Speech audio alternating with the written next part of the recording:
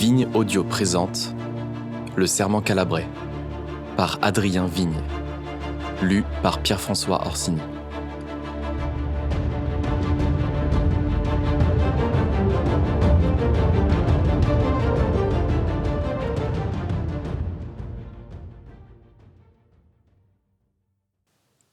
Chapitre 21. Pour la seconde fois en 2 jours, Giorgio se réveille dans un lieu insolite. Cette fois-ci, il s'agit d'une cellule aux murs de pierre, au plafond voûté, au plancher métallique, sans ouverture hormis une lourde porte en bois. Le tout s'apparente plus à un cachot aménagé qu'à une cellule ordinaire. Suspendu au plafond, 2 barres néons arrosent l'espace d'une lumière froide. Giorgio ne la découvre pas immédiatement, mais hors de portée, une caméra couvre le champ de la cellule. Aucun son ne filtre de l'extérieur. Se redressant trop vite sur son séant, il est pris de vertige. Giorgio se sent nauséeux et fatigué. Sa manche est relevée, son bras bandé les lance. Il réalise qu'il est vêtu d'une combinaison en toile rouge sans poche. Désorienté, il observe son environnement, cherche vainement du regard un mode de communication avec l'extérieur. En désespoir de cause, il se lève, mais aussitôt des étincelles dansent et font la ronde comme 1000 feux devant ses yeux. Il se laisse retomber sur le bord du lit. Après plusieurs minutes, respirant profondément, la tension qui l'habite retombe peu à peu. Il se lève à nouveau, prenant soin de ne pas faire de mouvement brusque, et s'approche de la porte. Il appelle, tambourine en vain avec son poing valide sur le panneau de bois. Sa fureur monte alors que nul ne répond à ses appels. Pris d'un accès de rage, il saisit l'unique chaise de la cellule pour la jeter contre la porte, mais rivée au sol, elle lui résiste. Surpris, il est déséquilibré et manque de chuter. Sa colère retombe instantanément. Il teste la table, puis le lit. Eux aussi sont solidement fixés au sol. Déconcerté, il lève la tête et découvre alors la caméra. Dans la salle de contrôle, debout derrière un opérateur et une batterie d'écran, l'inspecteur observe en silence les réactions de Giorgio. Sur les autres écrans, des prisonniers sont allongés ou font les 100 pas dans leur cellule. « Quelles sont vos instructions pour Giocanti ? » ?»« Nous débuterons les interrogatoires dans 1 semaine. D'ici là, aucun contact. Il ne doit voir personne et se sentir totalement abandonné. Vous lui glisserez ses repas par la trappe. Assurez-vous qu'il dorme le moins possible. Néon allumé H24. Il ajoute d'un ton sarcastique. Il découvrira bien assez vite le trou d'aisance. Cet homme a de la ressource. L'inspecteur réfléchit un instant, puis désigne un autre écran. Dans sa cellule, allongé sur son lit, un autre prisonnier dort. Envoyez 2 hommes le chercher. Je vais reprendre ses interrogatoires. Qui sait ? Au saut du lit, ce brave Bruno nous révélera peut-être une information intéressante cette fois-ci. Il tourne les talons et se dirige vers la porte lorsque l'opérateur le rappelle. « Inspecteur, regardez !» Dans une cellule, un détenu se frappe violemment la tête contre l'angle de sa table métallique. L'inspecteur appuie sur un interphone. « Cellule 4, Perry se mutile contre sa table. Une douche froide pour le calmer. » Quelques secondes plus tard, la porte de la cellule s'ouvre, 2 carabiniers pénètrent dans la pièce, saisissent le détenu, le coiffent d'une cagoule et le traînent dans les couloirs jusqu'à une étroite salle carrelée où ils l'abandonnent, refermant la porte derrière eux. Immédiatement, de puissants jets d'eau sortent des 4 murs, arrosant le détenu qui, transi et fou de rage, arrache sa cagoule. Sous la morsure de l'eau glacée et la violence des jets, il hurle dans le vide. Impassible, l'inspecteur assiste à la scène, muette, depuis la salle de contrôle. Encore 1 minute. Quand vous l'aurez ramené dans sa cellule, vous le ferez ausculter par le médecin. Ciao. Cette fois-ci, il quitte la salle sans se retourner, laissant le soin à l'opérateur de gérer la situation et le dénommer Perry à ses tourments. 1 semaine plus tard, la porte de la cellule de Giorgio s'ouvre pour la première fois depuis son arrivée. Il se redresse sur son lit. Depuis le pas de la porte, 2 carabiniers pointent leurs armes dans sa direction. Un 3e non armé s'avance. « Giocanti, salle d'interrogatoire. Veuillez vous lever, vous tourner, main dans le dos. » Giorgio les observe sans bouger. « Je suis où ? Face à un silence indifférent pour seule réponse, tout bien pesé, George choisit de les suivre sans faire d'éclat. Les menottes se referment dans un cliquetis métallique. Avant qu'il ne réagisse, l'un des hommes lui enfile une cagoule, le privant de vision. Surpris, Giorgio tente de bousculer le carabinier. Un violent coup de crosse dans les jambes, à raison de sa résistance. Il tombe à genoux. « Debout !» Il se redresse, sans un mot. « Bien, nous allons te guider.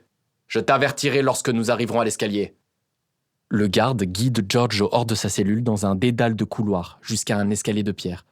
51 marches. Monte. Tâtonnant de la pointe du pied, Giorgio identifie la première marche, puis la seconde. Putain, elle mesure combien vos marches ? Les carabiniers se regardent en souriant. L'escalier est taillé dans la roche et les marches inégales. Tant bien que mal, Giorgio monte l'escalier. Essoufflé, à mi-parcours, il a besoin de faire une pause. C'est encore loin.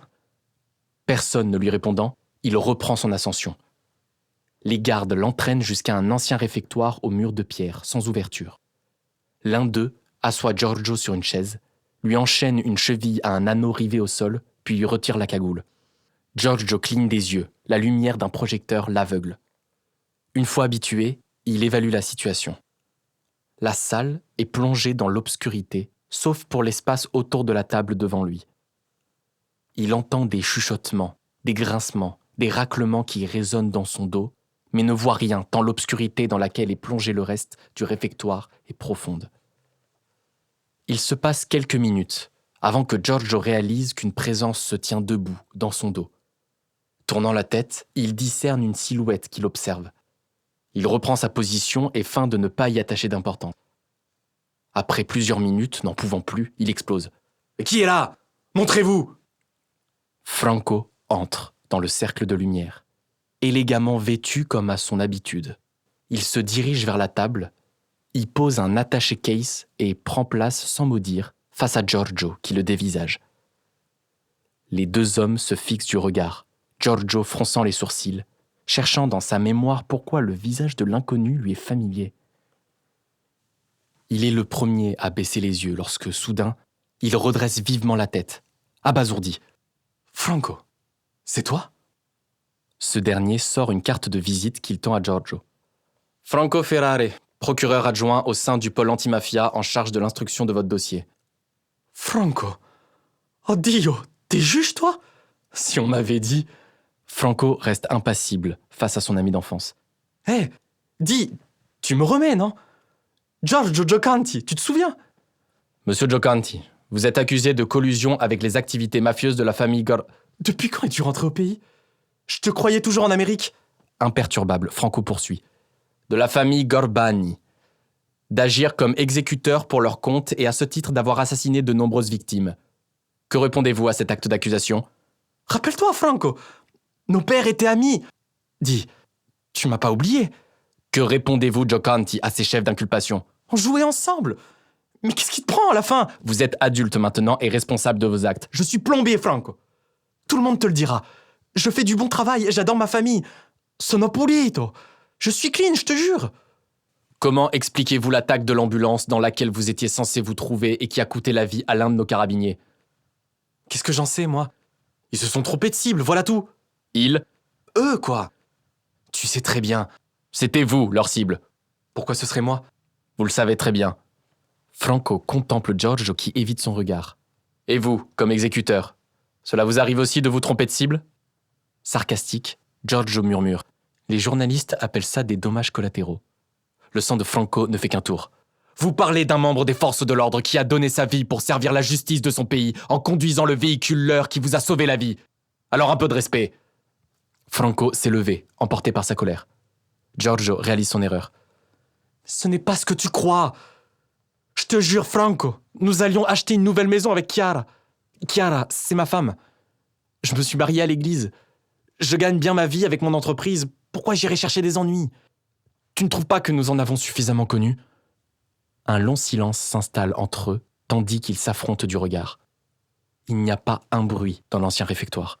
C'est un silence de cathédrale, 20 mètres sous terre. Giorgio est le premier à céder. Bien sûr, toi t'es parti aux States. C'est facile d'abandonner ses amis et son pays puis de revenir juger les autres.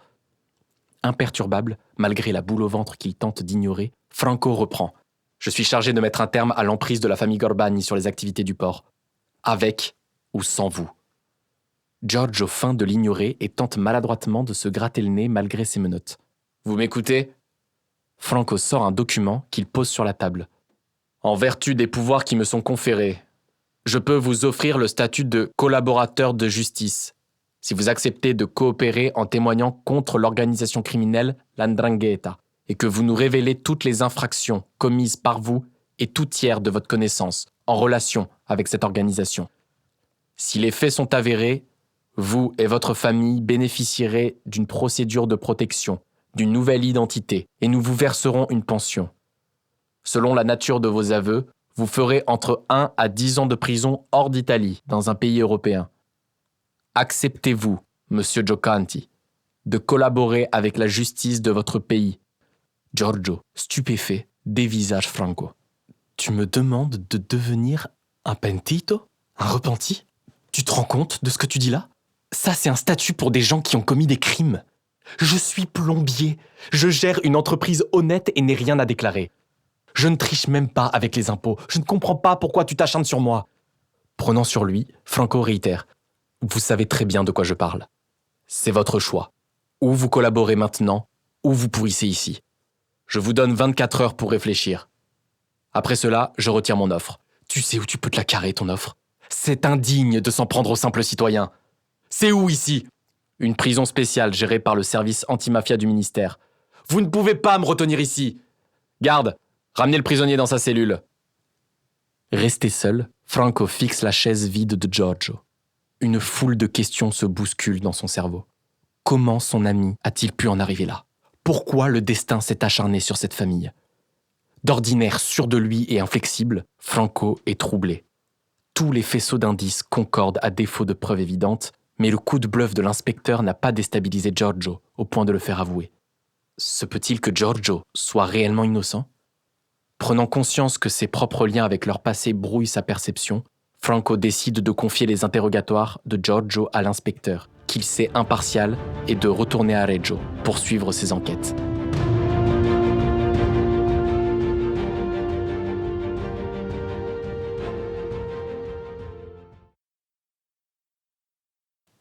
Chapitre 22. Le lendemain matin, lorsque l'inspecteur sort de sa chambre, depuis la coursive ouverte, il constate que les nuages bas de la veille ont disparu, laissant place à un ciel bleu-azur qui découpe les crêtes de la montagne de chaque côté de la vallée.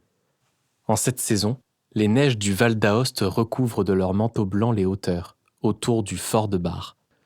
Il contemple un instant le flot de la Dora Baltea, que son affluent, l'Aias, vient grossir au pied du promontoire rocheux sur lequel se dresse la forteresse.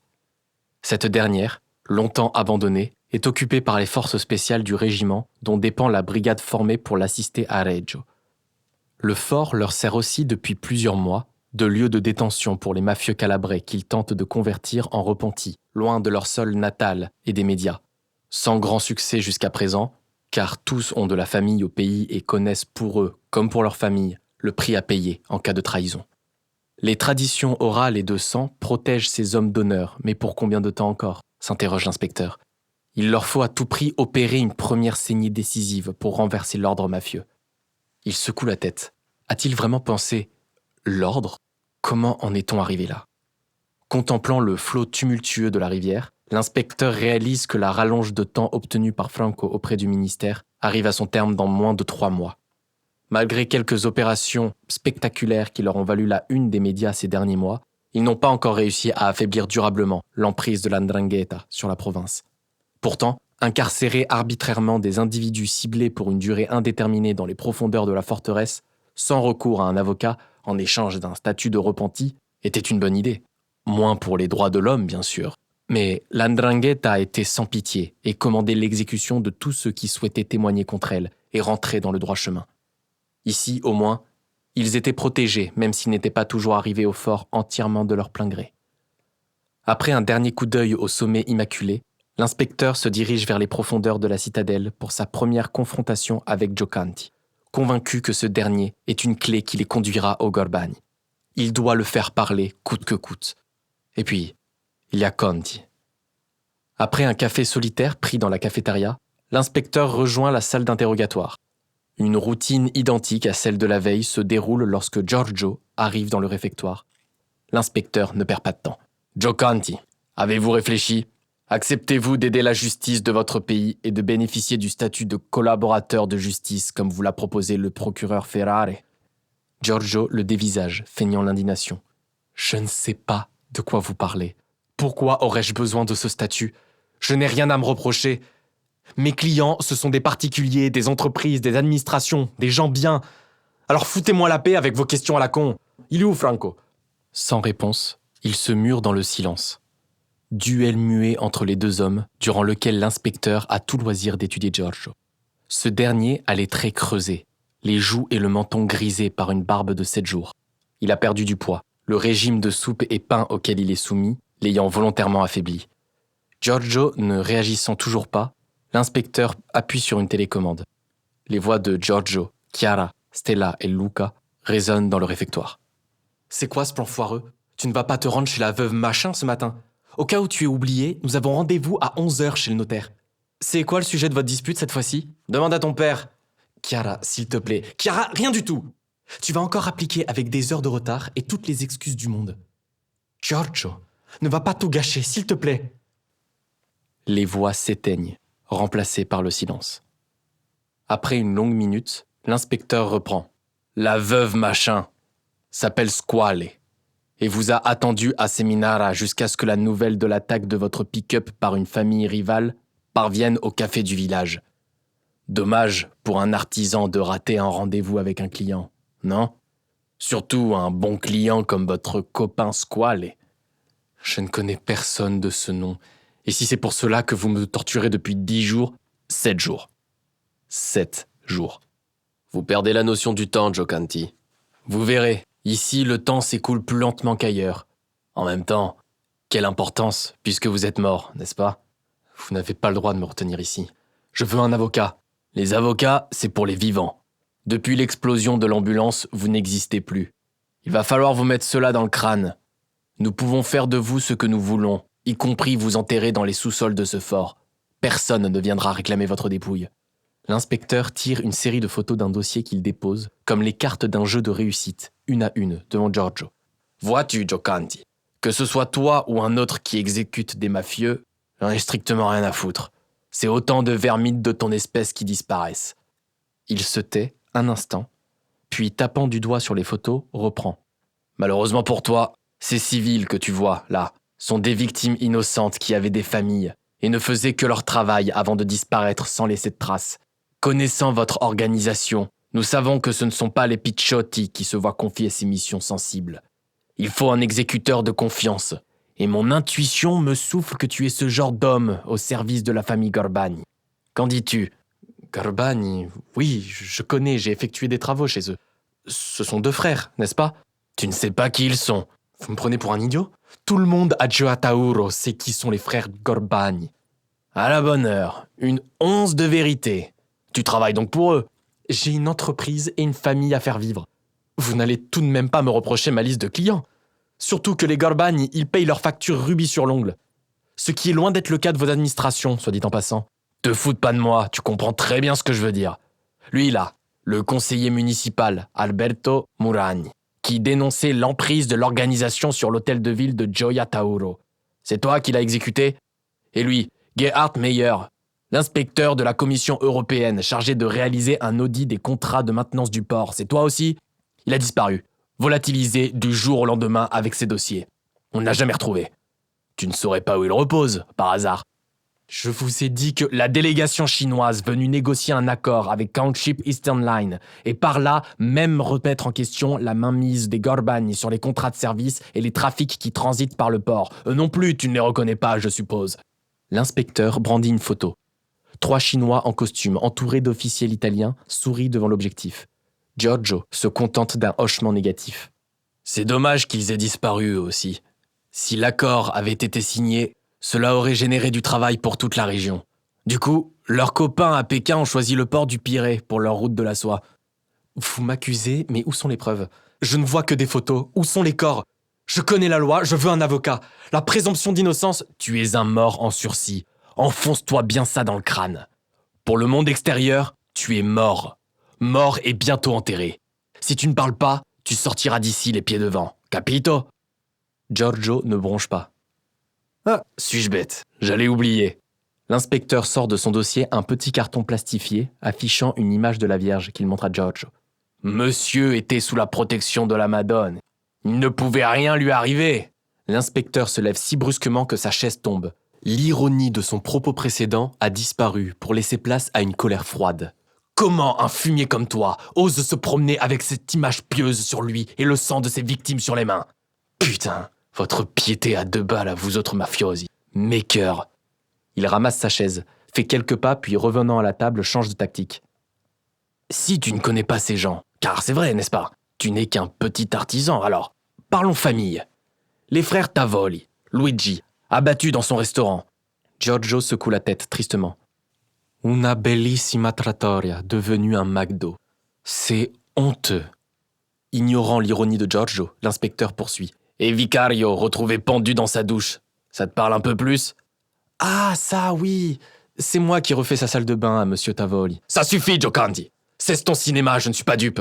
Avec l'élimination des Tavoli, les Gorbani ont éliminé l'une des dernières familles qui s'opposaient encore à eux dans la gestion du port de Gioia. D'ailleurs, que sais-tu des trafics qui circulent dans le port? Ce que les journaux en disent. Giorgio contemple ses mains et lâche son ton rêveur. Moi, j'aime bien regarder les porte-containers entrer et sortir du port. Je les imagine traversant paisiblement les océans au rythme de leur diesel. Mi-figue, mi-raisin, le policier l'interrompt. Votre passion pour les bateaux est enregistrée, Giocanti. Pouvons-nous revenir à l'activité du port et à ses trafics?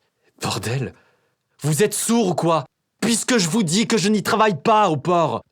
Giorgio frappe un grand coup sur la table. Où est mon avocat? Puisque vous ne voulez pas coopérer, vous allez retourner en cellule. Je pars en Calabre quelques jours. Je vais assister à votre enterrement. Enfin, à l'enterrement des morceaux que l'on a pu retrouver parce que vos amis ne vous ont pas raté. Mais bon, les amis, on connaît. Ça va, ça vient. Garde! Ramenez ce rat puant dans son trou. 2 semaines plus tard, l'inspecteur est de retour et observe Giorgio, de nouveau face à lui. Ce dernier, le visage émacié, a perdu en carrure, mais rien de sa combativité. Vous n'avez aucun droit de me retenir enfermé. Lorsque vous me libérerez, je vous attaquerai en justice. Je veux voir ma famille. Et puis éteignez ces putains de néons dans ma cellule, c'est insupportable. Vous n'aimez pas votre régime de faveur, Giocanti. C'est regrettable car vous allez devoir le supporter jusqu'à ce que vous vous décidiez à parler et à nous donner des informations que nous attendons. Il faut vous le répéter combien de fois? Je n'ai rien à voir avec ces gens, si ce n'est que certains sont mes clients comme vous l'avez vérifié, ce qui n'est pas un crime. Effectivement. En épluchant votre comptabilité, nous avons découvert que vous avez des clients dans toutes les provinces de la Calabre, ce qui, pour un petit artisan de Gioia Tauro, est singulier. De Santa Venere à Crotone en passant par Locri et Reggio. Votre réputation est à peine croyable. Je m'étonne même qu'à New York, on ne fasse pas appel à vos services. Giorgio a un haussement d'épaule agacé. Le travail, on le prend là où il se trouve. C'est ça, recommencez à me prendre pour un idiot. Je travaille pour un prix raisonnable, contrairement à beaucoup d'autres. Mes services sont toujours soignés, alors le bouche à oreille fonctionne. Lorsque j'ai commencé, j'avais peu de clients et j'ai dû beaucoup démarcher. Des clients ont déménagé dans les provinces mais ont continué à me confier leurs travaux parce qu'ils me faisaient confiance. C'est pas sorcier! Comprenant que ce jour-là, il ne tirerait rien de Giorgio, l'inspecteur le renvoie en cellule.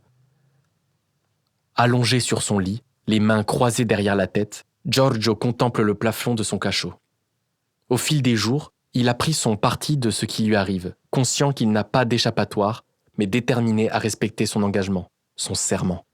Dans son univers mental cloisonné, il est imperméable aux pressions. Le protocole qui lui est imposé avant et après chaque interrogatoire ne l'effraie plus.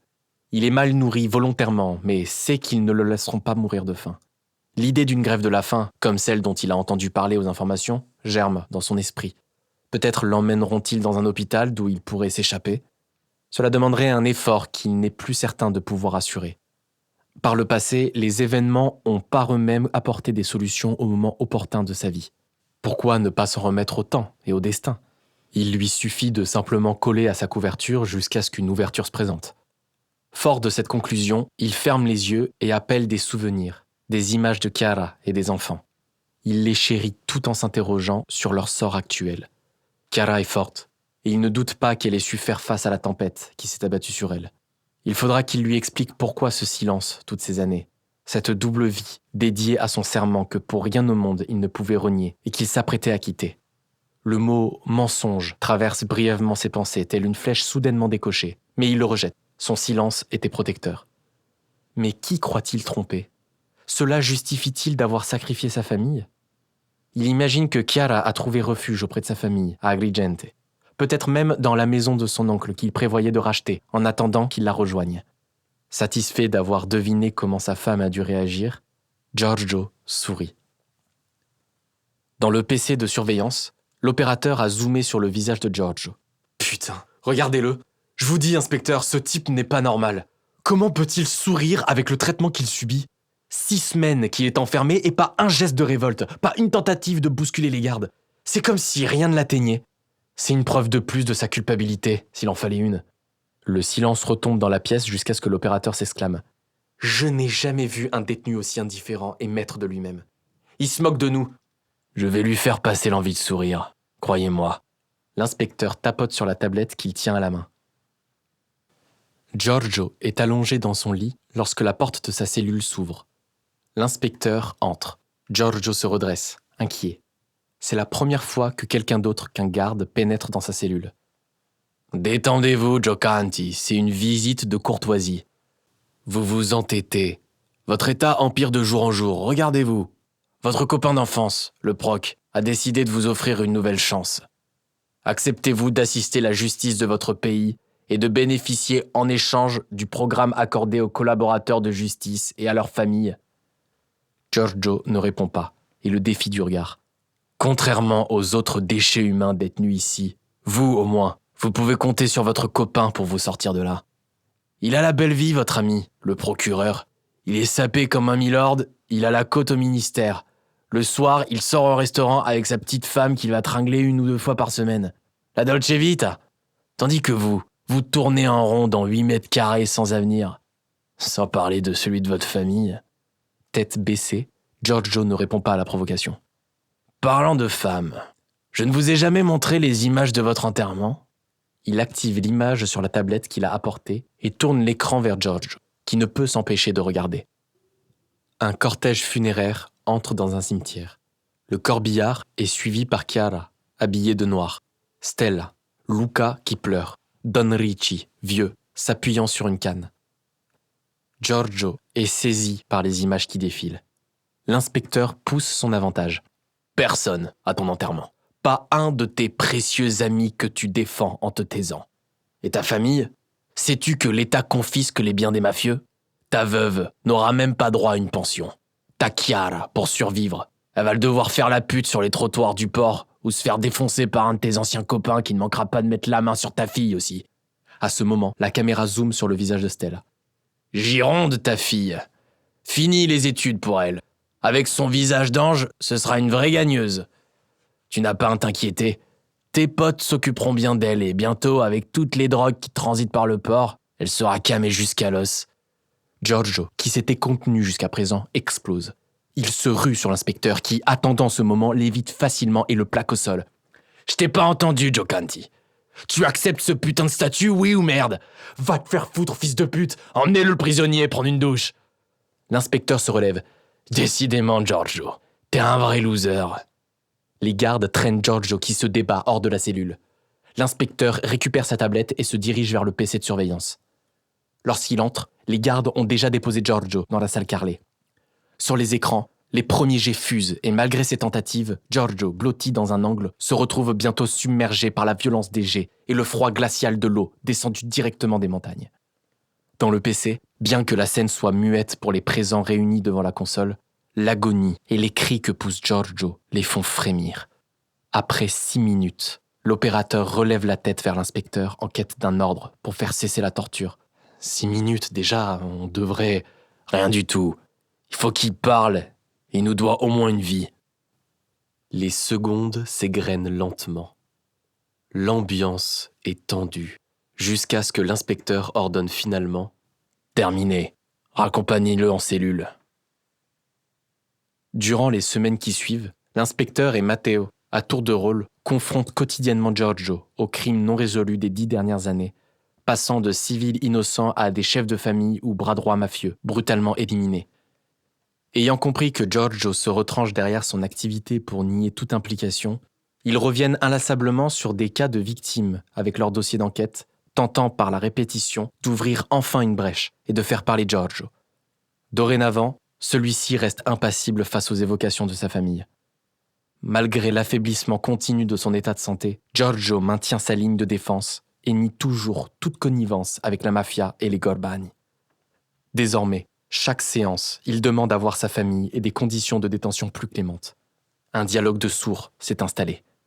Parallèlement, sur le terrain, l'enquête continue.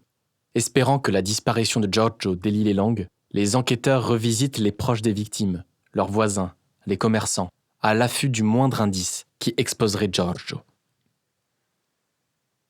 Franco, assis dans son bureau au palais de justice de Reggio, met en pause la vidéo du dernier interrogatoire de Giorgio. Vous vous êtes trompé sur toute la ligne concernant Giocanti. Avouez-le. À l'autre bout du fil, la voix de l'inspecteur se durcit. Votre cher ami d'enfance n'est pas un enfant de cœur. Je sais de quoi je parle. Des mafieux, j'en ai interrogé plus d'une centaine en Sicile et dans le Nord. Aucun n'a jamais subi le traitement auquel nous soumettons à Giocanti, sans être mis à chanter bien vite. Donc, nous sommes d'accord. Dans sa situation, cela n'a aucun sens de rester silencieux. Je ne sais pas si ce type est juste buté ou s'il s'obstine par rapport à son serment, mais il finira par craquer. Ils craquent tous, un jour ou l'autre. Oui, par ego, par narcissisme, ils finissent par se vanter de ce qu'ils sont ou étaient. Je n'ai pas l'impression que ces sentiments s'appliquent ici. Ne vous y trompez pas. Pour se conduire comme il l'a fait pendant 28 ans, ce type doit être un véritable sociopathe. Et comme évalué par le psy, un schizophrène de premier ordre. Je ne sais pas par quel miracle ce gars a pu fonder un foyer. Sauf à vouloir se créer une couverture. Quelles seraient ses motivations ? Sa mère l'a élevé dans le respect des valeurs morales. Il avait un foyer heureux et des revenus honnêtes pour autant que nous avons pu le vérifier. Dans ce foutu pays, ce n'est pas une question de motivation, mais d'histoire et de circonstances. Il a pu commettre des erreurs dans sa jeunesse, mais il s'est rangé. Et s'est visiblement pas enrichi malgré la tentation de profiter de tous les trafics qui transitent par le port. Je ne sais pas expliquer ses motivations, mais il les dévoilera le moment venu. Nous devons poursuivre. Sans lui, vous savez très bien que nous n'atteindrons jamais les Gorbani. Inspecteur, vous avez ignoré mes instructions. Simulé une vendetta entre familles qui auraient pu dégénérer. Perdu un sous-officier durant le transfert d'un homme que vous avez kidnappé. Homme sur lequel vous vous acharnez depuis des mois. Tout cela, pour quel résultat ? Dites-moi. Nous ne pourrons pas cacher éternellement son existence. Je ne partage plus votre conviction. Je vais reprendre personnellement les interrogatoires. Votre relation avec le détenu vous aveugle. Vous savez bien que vous êtes juge et partie dans ce dossier. Vous devez le passer à un autre magistrat. Qu'insinuez-vous, inspecteur ? Vous ne voulez pas voir la vérité en face.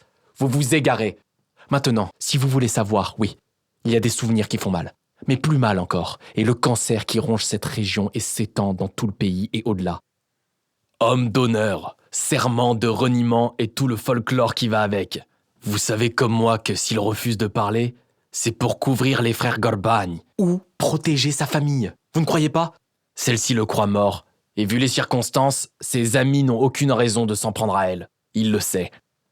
La ligne reste silencieuse un moment. Chacun dans ses pensées.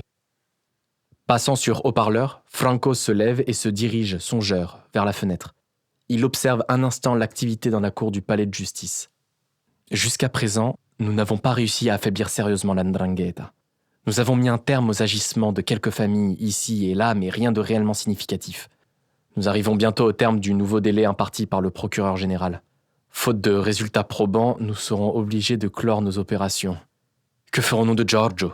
Aucun détenu n'aura séjourné au fort du bar aussi longtemps, et encore moins dans cet état. Vous savez quoi ? Franco se rapproche de l'appareil. L'inspecteur conclut leur conversation d'un ton sec. Nous nous poserons la question quand le moment viendra. Dans l'immédiat, je vous laisse sans problème reprendre les interrogatoires.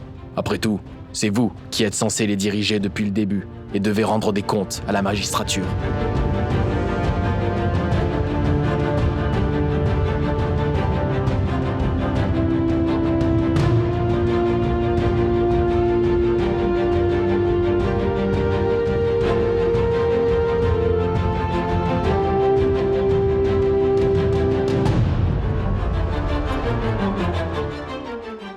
Retrouve Giorgio dans l'épisode suivant et abonne-toi pour ne pas rater la suite du podcast. Les romans Le Calabrais et la malédiction calabraise, la suite du serment calabrais, sont disponibles sur le site des éditions Spinel et sur mon site adrienvigne.com.